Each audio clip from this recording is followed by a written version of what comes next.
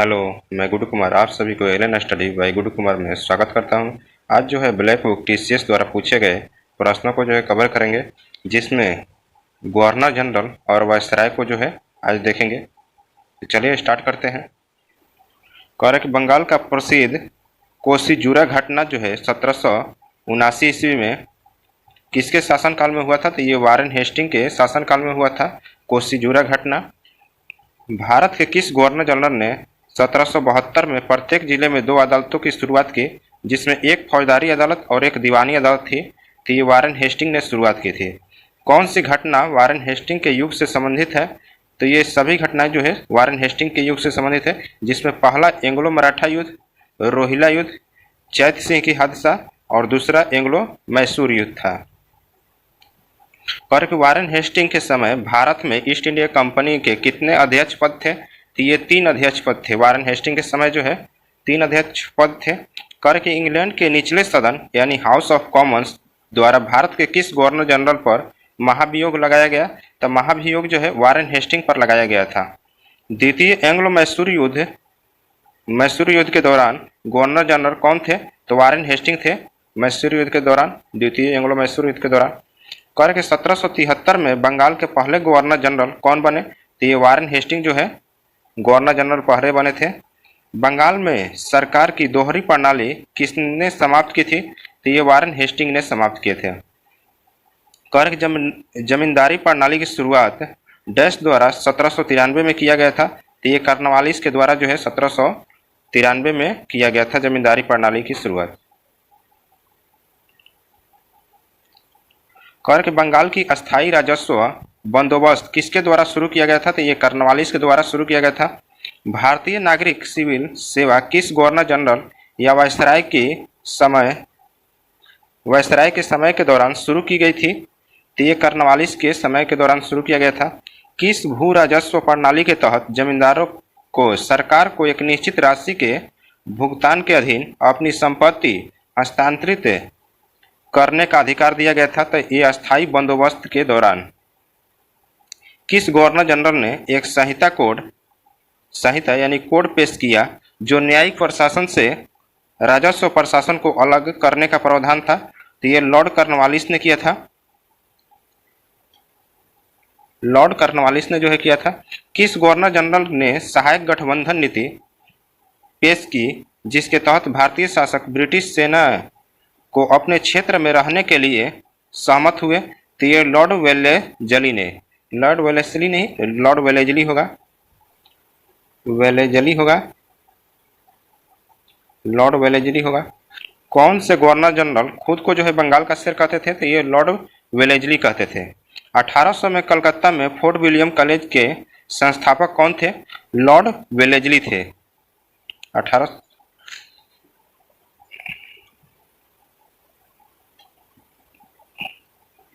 कर की Lord Minto ने अमृतसर की संधि 1809 से ठीक पहले रणजीत सिंह के पास शांति बनाने के लिए किसे भेजा था? तो ये चार्ल्स मैडकॉफ को जो है भेजा था।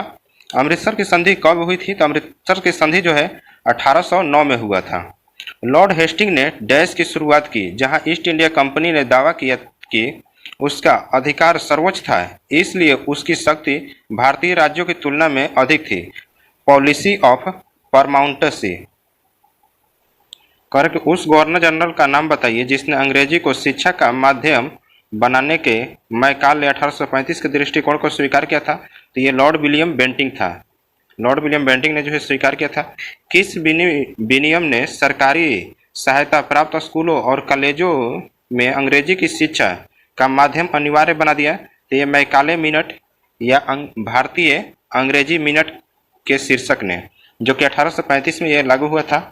करके डैश के लिए भारत में औपनिवेशिक शासन के दौरान लॉर्ड मैकाले द्वारा समर्पित अधोगामी निस्पंदन दृष्टिकोण दिया गया। तो ये शिक्षा का जो है दिया गया।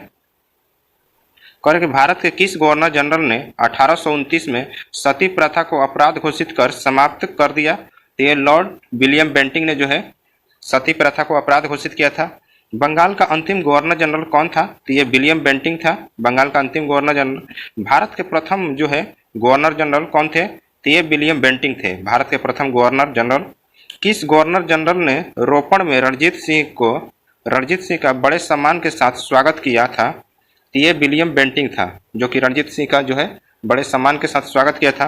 1833 के चार्टर अधिनियम ने देश के गवर्नर जनरल को भारत का जो है गवर्नर जनरल बना दिया और उसमें सभी नागरिक और अन्य शक्तियां निहित कर दी थी। ये बंगाल के जो है गवर्नर जनरल को बनाया था, भारत का गवर्नर जनरल। कर के 1833 के चार्टर अधिनियम के प्रावधानों के अनुसार किसकी अध्यक्षता में एक विधि आयोग भारतीय कानूनों के संयुक्तिकरण और संहिताकरण और सुधारों के लिए का गठन किया गया? तो ये लॉर्ड मैकाले के जो है अध्यक्षता में। ब्रिटिश राज्य में सिंध का विलय किस गवर्नर जनरल के समय में किया गया था? तो लॉर्ड एलनबरो के समय में किया गया था। किस ब्रिटिश गवर्नर जनरल ने भारत में डाक टिकट की शुरुआत की थी? तो लॉर्ड डलहौजी ने जो है डाक टिकट की शुरुआत की थी।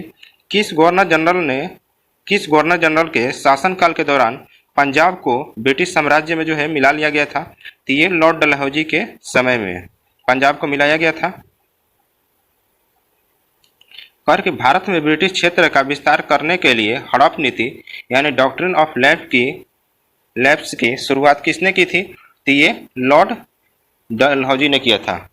कर के भारतीयों के लिए खुली प्रतियोगी परीक्षा के माध्यम से सिविल सर्विस परीक्षा में जो है सिविल सेवा प्रवेश को किसने संभव बनाया था? तो ये लॉर्ड डलहौजी ने जो है संभव बनाया था। लॉर्ड डलहौजी को किन कार्यों का श्रेय दिया जाता है? तो ये पंजाब, बंगाल और सतारा का विलय को जो है श्रेय दिया जाता है।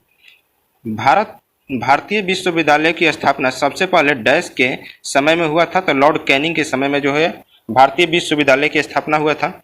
1857 के विद्रोह के दौरान भारत का गवर्नर जनरल कौन था? तो ये लॉर्ड कैनिंग था। लॉर्ड कैनिंग जो है 1857 के विद्रोह के दौरान भारत के गवर्नर जनरल था। कर के ईस्ट इंडिया कंपनी का अंतिम गवर्नर जनरल और क्राउन के अधीन पहला वायसराय डैश था? तो ये लॉर्ड कैनिंग था। भारत में बजट की प्रणाली वायसराय डैश के कार्यकाल के दौरान जो है शुरू किया गया था? तो ये लॉर्ड कैनिंग के समय जो है शुरू किया गया था 1860 में। किस गवर्नर जनरल ने निर्णय लिया कि बहादुर शाह जफर अंतिम मुगल राजा होंगे और उनकी मृत्यु के बाद किसी भी वंशज को राजा के रूप में मान्यता नहीं दी जाएगी? तो ये कैनिंग ने जो है किया था। कर कि लॉर्ड कैनिंग 1 नवंबर 1858 द्वारा कंपनी से क्राउन में सरकार के स्थानांतरण की घोषणा डैश में की थी? तो ये इलाहाबाद में किए थे। भारत के गवर्नर जनरल को पहली बार वायसराय की उपाधि कब दी गई थी? तो 1858 में जो है वायसराय की उपाधि दिया गया था। किसके वायसराय काल के दौरान 3 मुख्य शहर कलकत्ता, मद्रास और बॉम्बे में उच्च न्यायालय अस्तित्व में आए थे? तो ये जॉन लॉरेंस के दौरान, जॉन लॉरेंस के शासनकाल में जो है। कहा कि सर जॉन लॉरेंस ने किस वर्ष में शिमला को ब्रिटिश साम्राज्य की ग्रीष्मकालीन राजधानी घोषित किया? तो ये 1864 में जो है शिमला को ग्रीष्मकालीन राजधानी घोषित किए थे। डैश एकमात्र वायसराय था जिनकी भारत में हत्या हुई थी? तो ये लॉर्ड मेयो की जो है भारत में हत्या हुई थी। 1872 में भारत के वायसराय लॉर्ड मेयो डैश में हत्या कर दी गई थी। तो ये पोर्ट ब्लेयर में जो है इनकी हत्या हो गई थी 1872 में। भारत का कौन सा गवर्नर जनरल ओवन मैरेडी के नाम से एक कविता लिखता था? तो लॉर्ड लिटन जो है ओवन मैरेडी के नाम से जो है कविता लिखता था। किन घटनाओं को वायसराय लॉर्ड लिटन के समय का माना जाता है? तो अफगान युद्ध, आर्म्स एक्ट और प्रेस एक्ट जो है ये लिटन के समय की घटनाएं हैं। कह कि भारत के किस गवर्नर जनरल को स्थानीय स्वशासन का जनक कहा जाता है? तो ये लॉर्ड रिपन को जो है स्थानीय स्वशासन का जनक कहा जाता है। 1880 में भारत के वायसराय के रूप में किसे नियुक्त किया गया था? तो लॉर्ड रिपन को जो है नियुक्त किया गया था। एल्बर्ट बिल एक विवादास्पद बिल है जिसे 1883 में ब्रिटिश वायसराय डैश द्वारा प्रस्तावित किया गया था। तो ये लॉर्ड रिपन के द्वारा जो है प्रस्तावित किया गया था। प्रथम कारखाना अधिनियम 1881 को लागू करने का श्रेय किसे जाता है? जिसमें बच्चों के रोजगार को विनियमित करने का प्रावधान थे। तो ये लॉर्ड रिपन ने जो है लागू किए थे। कर कि लॉर्ड रिपन द्वारा शिक्षा सुधार के लिए हंटर आयोग की नियुक्ति किस वर्ष की गई थी? तो 1882 में जो है हंटर आयोग की नियुक्ति हुआ था। भारतीय राष्ट्रीय कांग्रेस का गठन गवर्नर जनरल डैश के कार्यकाल के दौरान हुआ था। तो ये लॉर्ड डफरिन के कार्यकाल के दौरान हुआ था। भारतीय विश्वविद्यालय अधिनियम 1904 डैश के शासनकाल में पारित किया गया था। तो ये लॉर्ड कर्जन के समय में जो है भारतीय विश्वविद्यालय अधिनियम पारित हुआ था 1904। तो 1905 में डैश द्वारा बंगाल प्रांत को 2 भागों में विभाजित किया गया था। तो लॉर्ड कर्जन के द्वारा जो है बंगाल को 2 भागों में विभाजित किया गया था। कह कि लॉर्ड कर्जन द्वारा किया गया सबसे उपयोगी और उत्कृष्ट सुधार क्या माना जा सकता है, खासकर पंजाब के अविभाजित प्रांत में रहने वाले लोगों के संबंध में? तो ये कृषि सुधार था। लॉर्ड कर्जन द्वारा परिकल्पित विक्टोरिया मेमोरियल डैश शहर में वास्तुशिल्प चरमोत्कर्ष का प्रतिनिधित्व करता है। तो ये कोलकाता का जो है विक्टोरिया मेमोरियल। लॉर्ड कर्जन के समय क्या किया गया था? तो लॉर्ड कर्जन के समय जो है बंगाल का विभाजन, भारतीय लोक सेवा मंडल का गठन किया गया था और अकाल आयोग की स्थापना किया गया था।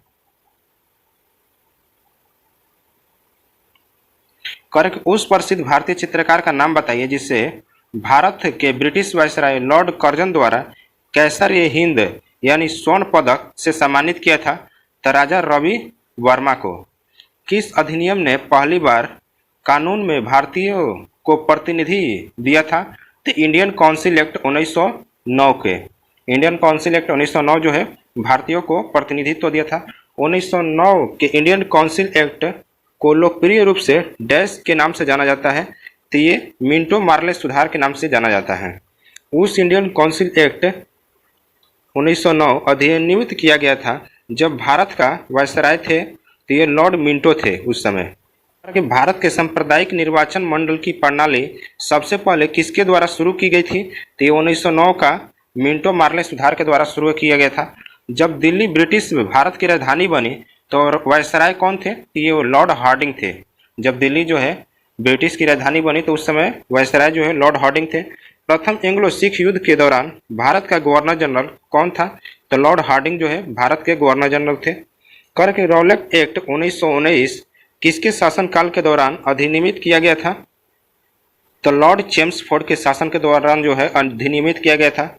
1919 के अधिनियम में द्वैध शासन की अवधारणा को लागू करने के लिए जिम्मेदार व्यक्ति कौन था? तो ये मॉन्टेग्यू थे। किस अधिनियम को मॉन्टेग्यू चेम्सफोर्ड सुधार के नाम से भी जाना जाता है? तो ये भारत सरकार अधिनियम 1919 को जो है मॉन्टेग्यू चेम्सफोर्ड सुधार अधिनियम के नाम से भी जाना जाता है। 1947 में लॉर्ड माउंटबेटन द्वारा वायसराय के रूप में किसे प्रतिस्थापित किया गया था? तो ये लॉर्ड वेवेल को जो है प्रतिस्थापित किए थे।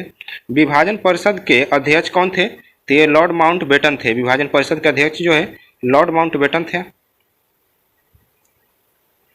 कर के स्वतंत्र भारत के प्रथम गवर्नर जनरल कौन थे? तो ये लॉर्ड माउंटबेटन जो है स्वतंत्र भारत के प्रथम गवर्नर जनरल थे। भारत और पाकिस्तान के स्वतंत्र राज्यों के निर्माण की देखरेख करने वाले भारत के अंतिम वायसराय कौन थे? तो लॉर्ड माउंटबेटन थे। किस वायसराय के कार्यकाल में भारत स्वतंत्र हुआ? तो ये लॉर्ड माउंटबेटन के कार्यकाल में हुआ था। अब चलते हैं सामाजिक धार्मिक और सुधार देख लेते हैं। सामाजिक धार्मिक सुधार।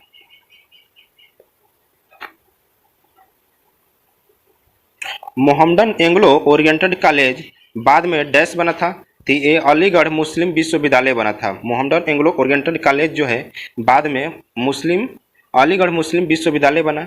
आनंद वन की स्थापना के लिए किसे जाना जाता है? तो बाबा आमटे को जो है आनंद वन की स्थापना के लिए जाना जाता है। बंकिम चंद्र चट्टोपाध्याय ने आनंद मठ किस वर्ष में लिखा था? तो ये 1882 में जो है लिखे थे। कौन सा उपन्यास भारत में स्वतंत्रता सेनानियों के लिए प्रेरणा का स्रोत रहा? तो ये आनंद मठ जो है प्रेरणा के स्रोत रहा था। वेदों की ओर चलो का आह्वान जो है किसके द्वारा किया गया था? तो स्वामी दयानंद सरस्वती के द्वारा जो है किया गया था।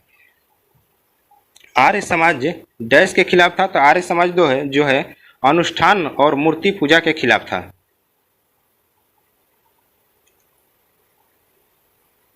पर कि आर्य समाज के संस्थापक कौन थे? तो स्वामी दयानंद सरस्वती थे। आर्य समाज के संस्थापक 1875 में हुआ था। आर्य समाज का प्रथम मुख्यालय कहाँ था? तो ये बॉम्बे में था। आर्य समाज के प्रथम मुख्यालय जो है बॉम्बे में था। स्वामी दयानंद सरस्वती का पैतृक यानी मूल नाम क्या था? तो मूल शंकर था। मूल शंकर जो है स्वामी दयानंद सरस्वती का मूल नाम था। भारत में 19वीं शताब्दी का पुनः जागरण किस वर्ग तक सीमित था? तो ये उच्च मध्यम वर्ग तक सीमित था। डैश सुधी आंदोलन के संस्थापक कौन थे? तो स्वामी दयानंद सरस्वती जो है सुधी आंदोलन के संस्थापक थे। आर्यों के तिब्बत गृह सिद्धांत से किस विद्वान का संबंध है? तो ये स्वामी दयानंद सरस्वती का जो है संबंध है। आर्य समाज सिद्धांतों पर कब विभाजित हुआ था? तो आर्य समाज जो है सिद्धांतों पर 1893 में जो है विभाजित हुआ था। कह रहा कि पश्चिमी भारत के किस धर्म सुधारक को लोक हितवादी के नाम से जाना जाता है? तो गोपाल हरि देशमुख को जो है लोक हितवादी के नाम से जाना जाता है। मनुष्य के लिए एक जाति, एक धर्म, एक ईश्वर डैश की शिक्षा है? तो श्री नारायण गुरु की ये शिक्षा है। बंबई में प्रार्थना समाज की स्थापना जो है किस वर्ष हुआ था? तो 1867 में आत्मरंग पांडुरंग द्वारा किया गया था।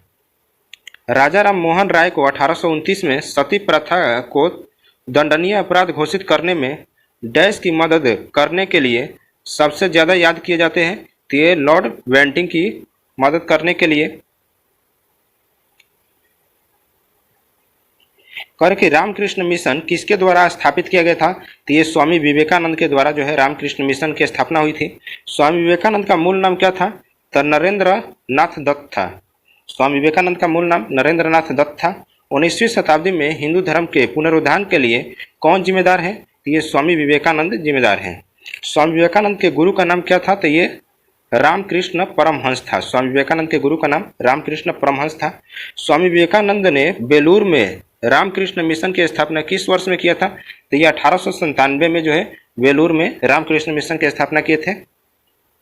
कर कि विश्व धर्म शिकागो यूएसए सम्मेलन किस वर्ष आयोजित किया गया था, जिसमें स्वामी विवेकानंद धर्म पर बात को मुख्य आकर्षण के रूप में जो है लिया गया? तो ये 1893 में जो है किया गया था। सितंबर 1893 में शिकागो यानी यूएसए में आयोजित धर्म संसद में किसने भाग लिया था? तो ये स्वामी विवेकानंद ने जो है भाग लिए थे। पिछली शताब्दी में ज्योतिबा फूले के सत्य शोधक समाज ने क्या प्रयास किया था? तो ये नीची जातियों को पाखंडी ब्राह्मणों और उनके अवसरवादी शास्त्रों से बचाना था इसका काम। कर के औपनिवेशिक भारत में भारतीय विधवाओं के लिए एक स्कूल शारदा सदन की स्थापना किसने की थी? तो ये पंडिता रमाबाई ने की थी। शारदा सदन की स्थापना जो है पंडिता रमाबाई ने की थी।